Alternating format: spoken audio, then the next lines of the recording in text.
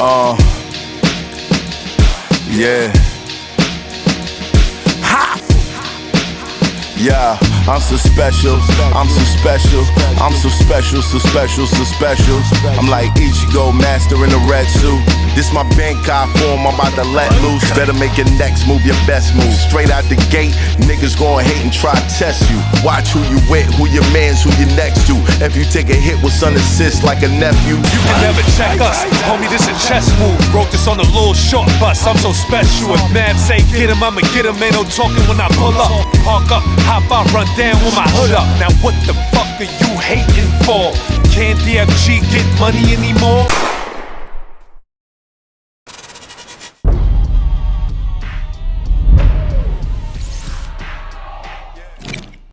It's Hoffa, trapper turn smack rapper. Only smack rapper that you know is smack rapper.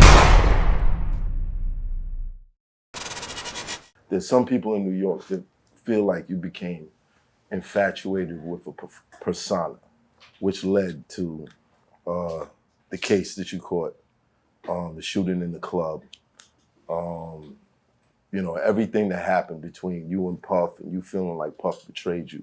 Funkmaster Flex was on the radio about 2 weeks ago, just going off and calling you a liar. Yeah.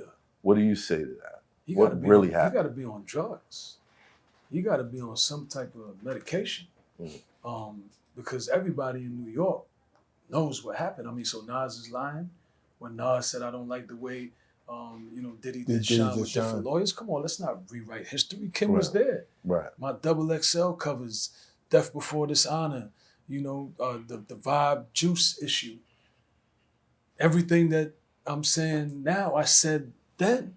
While the trial was happening, people were like, damn, you know, they doing Shyne dirty, like, but I couldn't say anything until the trial was over because, you know, we didn't want the jurors, you know, I was like on a gag order from my lawyers. But you know, Flex, you got to put Flex in the context. This is a guy that talks crazy about Tupac, talks crazy about Jay-Z, and now he's talking crazy about me, and there's absolutely no facts to corroborate what he is saying.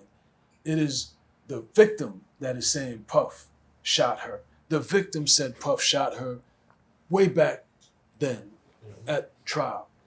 I said, when I was able to talk, that he did me dirty. He called the most damaging witness to testify against me, even though we begged him not to do it. Wolf begged him not to do it. Everybody said, don't do that. You're gonna bury him.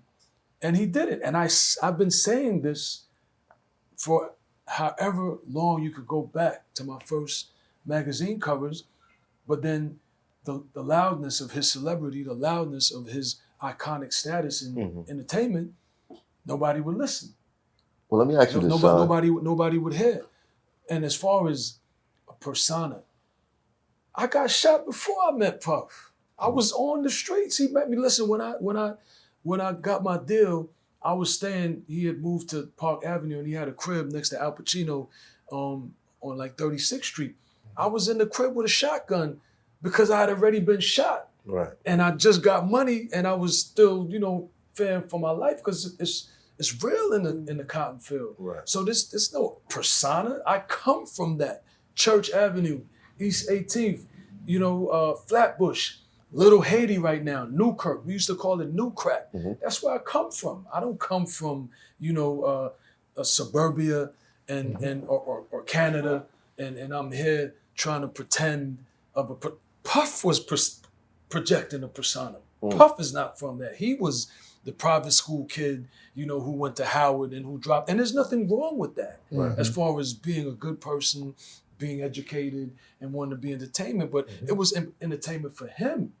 For me, I came from that and I was trying to get out of that through music. Right. And then we had a shootout in front of Daddy's house, you know, where, you know, there was an incident with me and some people and, you know, my guys were there and, you know, shots were being fired both ways. Were those people associated to you before the Bad Boy deal? Yeah, but I'm talking about Daddy's house. We're not talking about Club New York. Right. We're talking about Daddy's house. There was a shootout 30 days before the Club New York incident. in front of Daddy's house. It's recorded. It was like maybe 2 months, sometime late October. And that's when I started carrying a weapon because I had to keep going to the studio. And, you know, I didn't have any security guards and I wasn't going to report it to the police. Was that the Junior Mafia situation?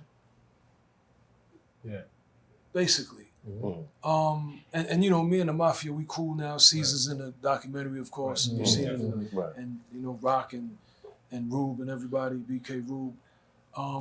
But, you know, I was going to keep going to the studio. Right. And my motto was always be tried by 12 and carried by 6. So there was no persona. Right. You know, that was the real, like whatever situation we had, like Rock could tell you, in that situation when it was happening, I swung on him. I set it off. So Funk Flex is out of his mind. And Rock is my brother. It's no problem. You know, Rock is a stand-up guy. Right. You know, 10 toes. Right. But Shyne was never, you know, some frail kid in the corner. Like, remember what my cousin taught me. So when it was about to happen, You went first. I made it happen. And they did what they did. You know, I think this is the first time I'm really talking about it to this extent. They did what they did, and that's when, you know, my guys, you know, started letting it off. And so that's a real situation. But, you know, Flex. How did you medication feel? out of Because I his know you mind. heard it. He's promoting the documentary as far as I'm concerned. Listen, that's promotion. You know, people. He said he's going to watch it. Well, Sean, He said I can't wait for it to come out because I'm going to watch it, and then I'm going to come back on it. Hey, great. He's encouraging everybody to watch it. And Because then he started off with "I love you, Sean." when he goes and he watches it, and then he's gonna come back again. That's more promotion for me, and he's gonna tell people how he feels, and people gonna see for themselves. But you know, I know my truth. Everybody knows the truth. Like in New York, it was gospel what happened for me. Everybody felt sorry for me. Everybody felt that I was done dirty. And like I said, you know, Nas said it in his rap. I didn't ask Nas to say that, and everybody that tried to sign me after signed me while I was going after Diddy. All those magazine covers with me saying that he's a snitch, he's a rat, he's this, he's that. And there was a time where the industry wasn't really pumping with him because of what he did to me. So that's a fact. So I don't know what. Did it surprise you that there wasn't more of a backlash towards him after the like? There was a tremendous backlash. No, but more of one. No, Like there was a tremendous. He was ice cold for a minute. He couldn't even come outside in New York for a minute. But then people got over him. Right. And you know, he's resilient and he reinvented himself and he, you know, built those relationships. Maybe that's the question I'm asking. Did it surprise you that people were able to get over it to the extent that they did? You know, that's life. You know, you see.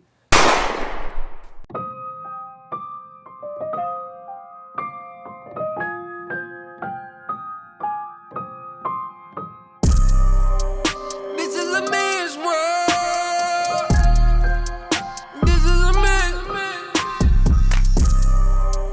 This is a man's world. This is a man.